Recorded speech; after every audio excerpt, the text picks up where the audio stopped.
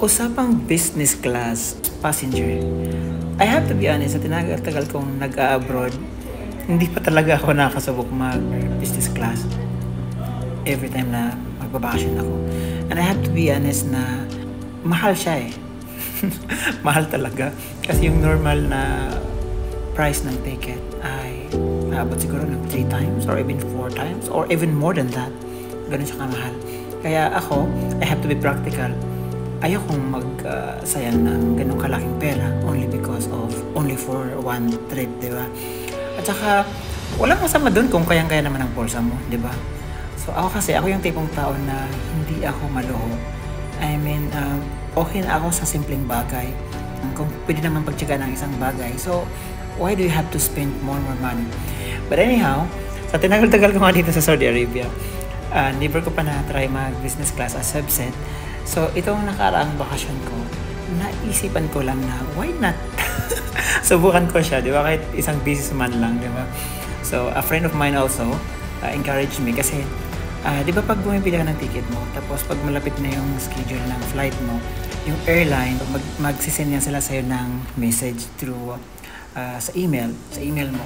So, mag-offer sila sa'yo kung gusto mo bang i-upgrade yung ticket mo na economy to business class. Ngayon, meron silang mga prices doon ng i-offer nila sa'yo. At pwede ka rin mag-bargain. Pwede ka rin mag-offer kung magkano yung kaya mong idagdag sa existing ticket mo para maka-upgrade ka to business class. So, yun, nag-try nga ako kasi yung email nila may link kung saan doon ka pupunta para makapag-submit ka ng iyong proposal kung magkano yung kaya mong idagdag sa existing ticket mo. So, pumunta ako doon at yung pinakamura na pwede mong ma-offer sa kanila ay I think 744, something like that, 744. So, I clicked that 744 at sinabit ko for the review and approval kung okay ba yun sa kanila para ma-upgrade ako sa business class. So, ginawa ko pala yun nung pa-flight na ako, no? I was in King Khalid International Airport or Riyadh International Airport. Nandun ako that time. Hindi pa ako nag-check-in sa mga oras na yun. Kaya yun, sinubukan ko mag-upgrade. So, yun, na agad-agad, hindi pa umabot ng ilang minuto, nakareceive ako ng reply nila sa email ko. And they were informing me na approve na yung yung offer ko in upgrading my ticket at nabawas na rin yung amount na in-offer ko sa kanila, nabawas na rin yung sa card ko, sa ATM ko. Kasi yun nga, pag mag-upgrade ka, kailangan mo i-type doon yung account mo, yung mode of payment mo, tapos kailangan mo ilagay doon yung details ng account mo para doon nila babawasin yung bayad. So, nung ma-receive ko yung message nila na I am upgraded na, sabi ko, oh wow! So, finally, masusubukan ko ng mag-fly as a business class. Yun. So, tuwang-tuwa ako, saka excited kasi gusto kong ma-experience kung ano ba talaga yung difference. Of course, huge difference naman talaga. So, yun, nag-check-in ako, tapos naninibago dahil doon na ako sa business class lane. Tapos, siyempre, may VIP treatment, diba? Hanggang doon sa lounge area. Tapos, nung susunga-sunga pa ako kasi nung nasa loob na ako, sabi ko, wait, bakit nandito ako sa mga economy na passenger? Di ba may separate na area for the business class? Tapos hindi ko talaga, oh my goodness, hindi ko talaga alam kung saan ako pupunta. Tapos ngayon, pumunta ako sa duty free. It happened pala sa Jeddah Airport, King Abdulaziz International Airport. Nung nasa Riyadh ako, doon ako nag-upgrade. Pero in-upgrade ko na ticket ko is Jeddah to Manila. Kasi yung flight ko that time is Riyadh to Jeddah and then Jeddah to Manila. So ang in-upgrade ko to business is Jeddah to Manila. So nung nasa Jeddah na ako, doon nga nangyari itong experience ko. So pumunta ako sa duty free. Kasi bumili ako ng mga additional pasalubong like chocolates, dates, ganun. Kasi sa duty free, medyo konti lang naman yung difference ng prices sa labas at saka sa kanila hindi sila ganun kamahal. So nagtanong ako doon sa isang salesman doon sa duty free. Tapos tinuro niya sa akin yung area sa taas, parang something like a restaurant. So sabi ko, okay, yun pala. So pumunta ako. Umakyat ako dun sa second floor. Tapos nag-observe muna ako kasi baka, di ba, maano ako dun, mapahiya ako dun, ano ba yun. Yung dalawang receptionist, busy sila, nag-uusap silang dalawa, ang babae. Pumasok lang ako, pinakita ko lang yung ticket ko. Tapos yun, yung ticket ko, in-scan nila. Tapos yun, pinapasok na ako. Tapos ayun, pumasok na ako. Sabi ko, ito pala, saan ako pupunta dito? Kasi ang lawak. Akala ko ano lang isang area lang. Ang lawak pala sa loob. Kaya ito nga nakikita niyo sa video na to. Lahat yan area nung lounge area nila. Ang lawak pre, ang lawak promise. May separate yung ano nila, yung bar nila na you can drink coffee, hot drinks, unlimited, cold drinks, unlimited. Meron silang mga free fresh juices, lahat. Tapos separate na rin yung pinaka-restaurant nila. Tapos ang daming option ng mga food, my goodness, gulay, mga salad, mga isda, karne, different luto ng kanin. Tapos meron silang mga tinapay. Ang dami mong pwedeng mapagpilian doon. Pwede ka pa magpaluto doon ng ulam na gusto mo. Buti na lang yung nagluluto doon, chef cook nila ay Filipino. So, nagpaluto ako ng scrambled egg. All-time favorite ko naman talaga egg. Although ang dami nilang option doon, makikita nyo naman sa video na to. Ang daming pagkain doon na pwede mong pagpilian. And it's all for free. As in, eat all you can. Kain ako ng kain doon kasi sinadya ko talaga na pumunta ng mag-check-in ng early. Kasi gusto ko talagang ma-enjoy kung ano yung experiences doon sa lounge nila. Siyempre, mapag-content na rin kaya itandam ko ng video na ako nandun sa loob. So, doon ako nag-stay sa loob. May mga naman doon, may mga screen doon na nakikita yung updates ng mga flight kung kailan kayo mag-boarding na, ganyan-ganyan. Tapos, kain ako ng kain, inom ako ng inom. Tapos sabi ko, wag ko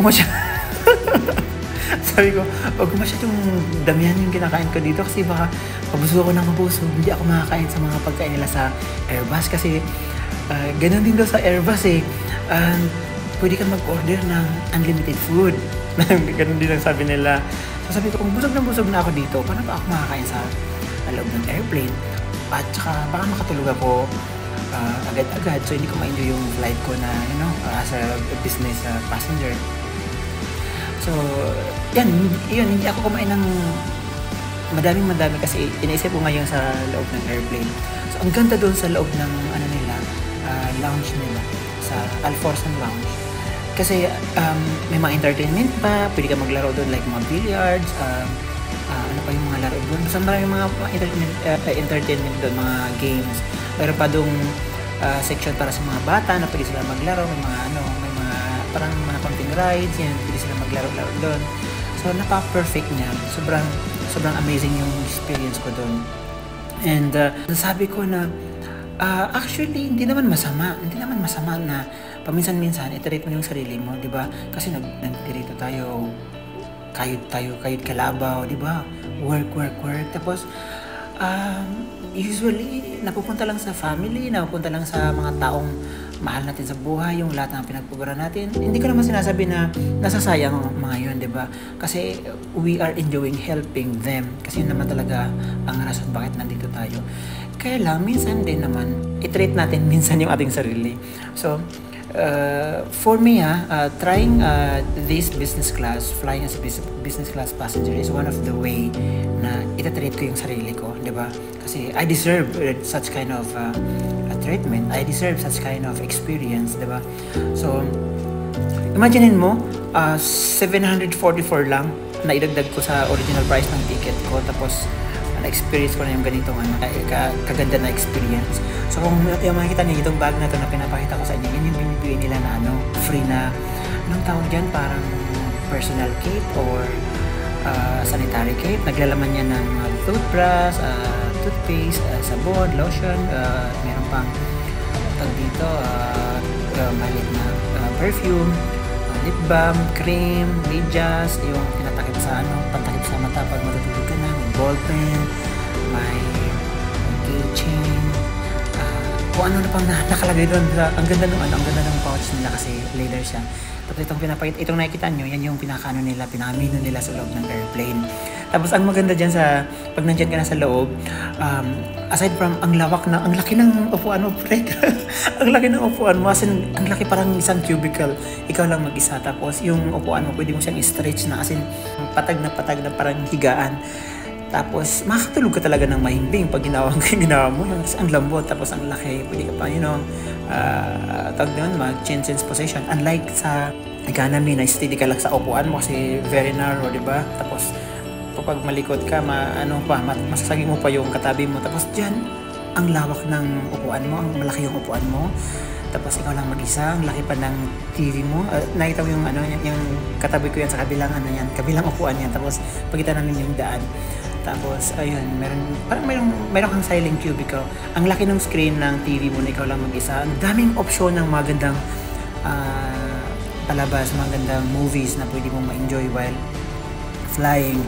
Tapos, anytime na gusto mong kumain or gusto mong uminom ng any drinks, cold or hot, tawagin mo lang yung pinutin mo lang yung parang may pinupundot doon na para lalapit sa yung flight attendant. Tapos tatanungin ka nila kung anong gusto mo, tapos pwede mong sabihin kung ano yung gusto mong kainin or inumin.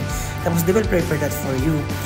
Tapos yun, sobrang na-enjoy ko yung food nila sa Airbus, yung treatment nila. Saka ito nga pala, na-amaze ako kasi pag upo ko, yung flight attendant, alam na yung pangalan ko. Tinawag niya ako sa aking tunay na pangalan. Sabi ko, what?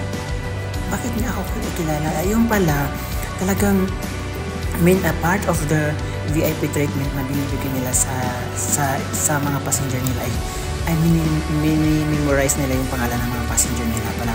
Pag mag-start ng flight, they will address him or her in their real name. So, nakaka-amaze, di ba? Kasi usually, hindi mo naman yung na-experience sa economy, di ba? So, na-amaze ako nung lumapit sa akin yung flight attendant calling me in my name. Mashallah, alhamdulillah. So ito na yung oras ng pagdating ko sa Manila International Airport and inaantay ko na yung aking mga luggages.